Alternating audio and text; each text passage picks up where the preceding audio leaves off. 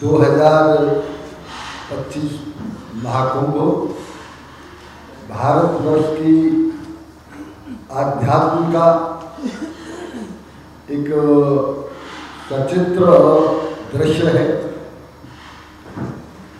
महाकुंभ 12 वर्ष में आता है।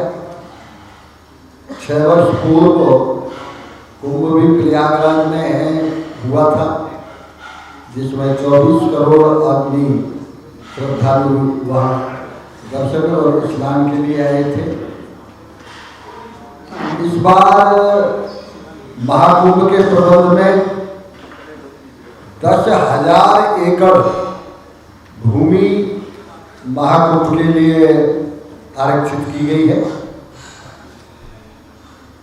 इसमें एट ए टाइम 10 लाख आदमी एक साथ वहां रात्रि निवास कर सकता है। भोजन के प्रसाद के लिए व्यापक प्रबंध किए गए हैं। 10 लाख आदमियों के अलावा जो पहले से साधु संत के आश्रम हैं, हजारों आश्रम हैं साधु संतों के, वो अलग हैं। कोई भी ऐसी जगह नहीं है जहां श्रद्धालु के पहुंचने के लिए कम से कम 60 फीट चौड़ी सड़क न हो। हर जगह चौड़ी सड़कों का प्रबंध किया गया है। हजारों बसों का प्रबंध किया गया है। प्रदूषण की वजह से इलेक्ट्रॉनिक बसों का प्रबंध किया गया है। स्वास्थ्य की दृष्टिकोण से हॉस्पिटलों का प्रबंध किया गया है। इस जगह पे सुरक्षा के लिए हमने 13 थाने और 23 पुलिस चौकी भी बनाए हैं, जिसमें सैकड़ों उच्च अधिकारी भी हैं, हजारों पुलिसकर्मी भी हैं। वायुसेना का भी प्रबंध किया गया है। जल सेना का भी प्रबंध किया गया है। हमारे महाकुंभ के 5 मुख्य शाही स्नान हैं। पहला शाही स्नान होगा 14 जनवरी मकर संक्रांति। दूसरा शाही स्नान होगा 29 जनवरी मौनी अमावस्या। और तीसरा शाही स्नान होगा 2 फरवरी बसंत पंचमी। चौथा शाही स्नान होगा बुद्ध पूर्णिमा 12 फरवरी। और 5वां शाही स्नान होगा महाशिवरात्रि 26 फरवरी। ये 5 शाही स्नान हैं। इसके अलावा सैकड़ों जगह वहाँ कथा व्यास हैं। हजारों जगह महान संतों के सत्संग हैं। चारों हमारे भारतवर्ष के शंकराचार्य हैं। लाखों की तादाद में आज भी, जो प्रतिवर्ष माघ मेला लगता है, आज भी वहाँ लाखों की तादाद में श्रद्धालु और संत लोग हैं। इसके अलावा खोया पाया का भी पूरा प्रबंध किया गया है। चप्पे चप्पे पर ये प्रबंध किया गया है। सभी, चाहे सफाई के लिए, पूर्व में भी जब 6 साल पूर्व कुंभ हुआ था, जिसमें 24 करोड़ श्रद्धालु आए, तब भी अनेक राष्ट्रों के राष्ट्राध्यक्ष और राजदूत 50 देशों के आए थे। उन्होंने भी ये कहा था कि ऐसी सफाई, सुरक्षा और शुद्धता आज तक कभी किसी ऐसे बड़े उत्सव में या महोत्सव में नहीं देखी गई। ऐसा प्रबंध पूर्व में भी हुआ था। ईश्वर की ऐसी कृपा रही आदरणीय मुख्यमंत्री जी के नेतृत्व में, योगी जी के नेतृत्व में, एक भी जेब कटी तक की घटना नहीं हुई, किसी प्रकार के कोई आपराधिक घटना नहीं हुई, कब कोई भी एक्सीडेंट या इस तरह की घटना नहीं, अप्रिय घटना नहीं हुई। ये गंगा माँ की का आशीर्वाद रहा, ये संतों का आशीर्वाद रहा। ये एक भारत की हमारी आध्यात्मिक ऐसी परंपरा युगों से चली आ रही है महाकुंभ की, जिससे आज से नहीं पूरा विश्व इस को पहले से ही यहाँ दर्शन के लिए आता रहा है। आदरणीय श्री गुलाब चंद कटारिया जी और मुख्यमंत्री आदरणीय श्री भगवंत सिंह मान, दोनों से ही हमने अनुरोध किया और निमंत्रण पत्र भी मुख्यमंत्री जी की ओर से उनको दिया। दोनों ने ही आश्वस्त किया है कि कुंभ में निश्चित रूप से वो आएंगे। आप सब लोगों से मेरा अनुरोध है, सनातन धर्म, सनातन का अर्थ आप सब बहुत अच्छी तरह जानते हैं। जो सदैव है वही सनातन है। ये सनातन धर्म की एक महान परंपरा है। सनातन धर्म का इससे बड़ा कहीं भी न कभी कोई सत्संग होता है, न कहीं प्रचार प्रसार होता है। अनेक जितने भी सनातन धर्म से संबंधित भी मत मतांतर हैं, वो भी सब कुंभ में एकत्रित होते हैं। श्रद्धेय प्रधानमंत्री जी ने कहा है कि कुंभ एकता का मार्गदर्शक है, एकता का प्रतीक है। आप सबसे मैं उत्तर प्रदेश सरकार और मुख्यमंत्री जी की ओर से अनुरोध करता हूँ, आप सब भी कुंभ में जरूर पधारें। यहाँ की समस्त पंजाब की जनता से मेरा अनुरोध है। पंजाब की जनता ने हमेशा भारतीय संस्कृति और सनातन धर्म की रक्षा के लिए बड़े बड़े बलिदान किए हैं। सनातन धर्म का ये सबसे बड़ा महोत्सव है। ऐसा कुंभ, ऐसा महाकुंभ आज तक आध्यात्मिक रूप से भारतवर्ष नहीं, संसार में अभी तक नहीं हुआ होगा। आगे भी संभवतया लगता है कि इसी तरह चलता रहेगा, लेकिन अब का बड़ा ही वैभवशाली, इसमें समस्त राज्यों के जितने भारत में राज्य हैं उनके सांस्कृतिक प्रोग्राम भी धार्मिक रूप से रखे गए हैं। जितने भी भारतवर्ष के कवि हैं वो बड़े समस्त कवि भी रखे गए हैं। कोई भी ऐसी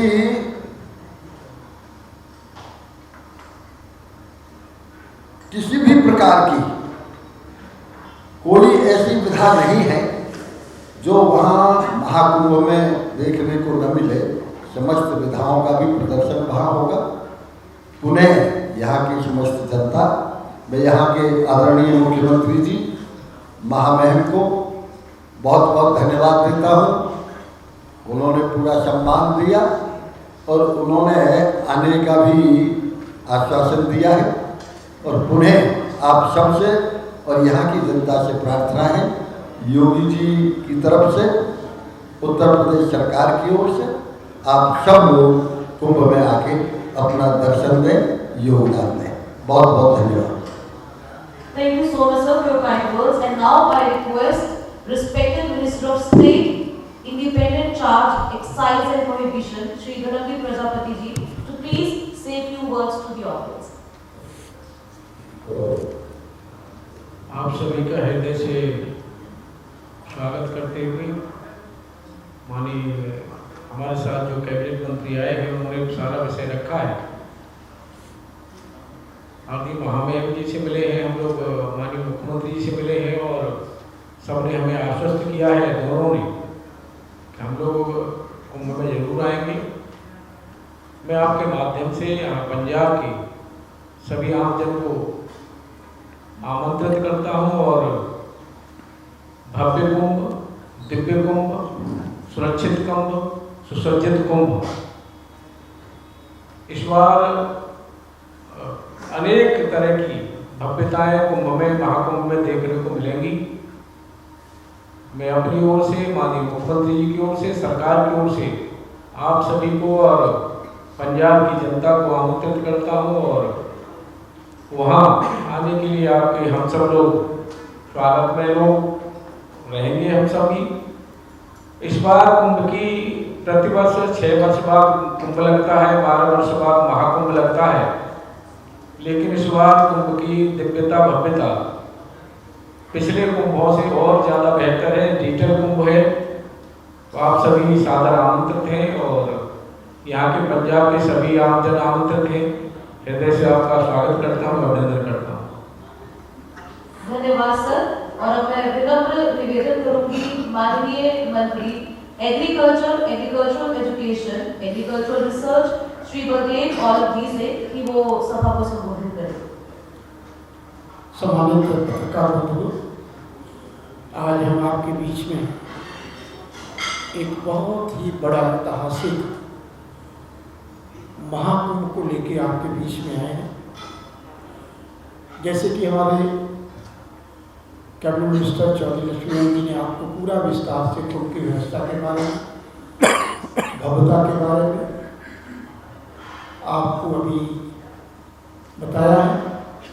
और मैं ये कहना चाहता हूँ, हम लोग आज माननीय राज्यपाल जी से, माननीय मुख्यमंत्री जी से आग्रह करके कि आप लोग अगर कुंभ में एक बार दर्शन करने जरूर आप आएंगे, उन्होंने सहमति भी दी है। और मैं आपको कहना चाहता हूँ कि ये वर्ल्ड का एक महाकुंभ होगा।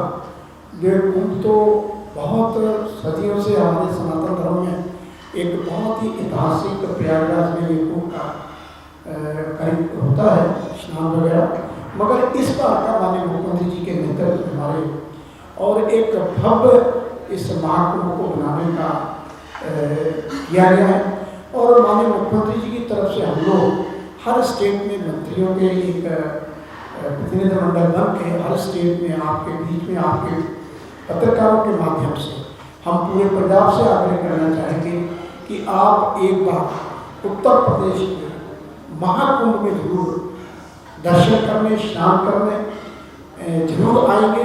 और मैं यही ज़्यादा ना आपसे कुछ कहते हुए इतना जरूर करूँगा कि माननीय मुख्यमंत्री जी के नेतृत्व में आपको ऐसी व्यवस्था, शुद्ध जल, अच्छी व्यवस्था, अच्छा आपको स्नान कराने के लिए सारी व्यवस्थाएं, आपको रहने से, खाने से सारी व्यवस्थाएं, आपको एयरपोर्ट से लेके, रेलवे से लेके, बस स्टैंड से लेके, हजारों जो यात्री बस से आएंगे, जहाज से आएंगे, किसी चीज़ से भी आएंगे, उनकी सारी वहाँ पर पहुँचाने की व्यवस्था हमारी सरकार माननीय मुख्यमंत्री जी के नेतृत्व में करेगी। मैं ज़्यादा ना कहते फिर आपसे आग्रह करूँगा, आप लोगों के माध्यम से इसको बहुत माध्यम से हर जन तक जाना चाहिए कि इस कुंभ में हम सब माननीय मुख्यमंत्री पंजाब, माननीय राज्यपाल जी पंजाब और उनके माध्यम से आप सब लोगों को, आपके माध्यम से सभी आग्रह करने आए हैं कि आप जरूर एक बार महाकुंभ में आके एक पवित्र जल में अपनी डुबकी जरूर लगाएं और आस्था के साथ पानी का आए। बहुत बहुत thank you so much sir. और अब मंच पर मौजूद तीनों मंत्री महोदयों को धन्यवाद करते हुए और ज्यादा समय ना व्यर्थ करते हुए, महाकुंभ जिसकी तारीख है 13 जनवरी से 26 फरवरी तक, अब इस प्रेस कॉन्फ्रेंस में हम सवाल और जवाबों का सिलसिला यहाँ पर आरंभ करते हैं। So now over to all. 10,000 एकड़ जो लैंड की गई है, ये पूरा वहाँ त्रिवेणी का मैदान है। इसमें कुछ पार्किंग के लिए और उनके लिए भी जमीन एक्वायर की गई है, किसानों को मुआवजा दिया गया है।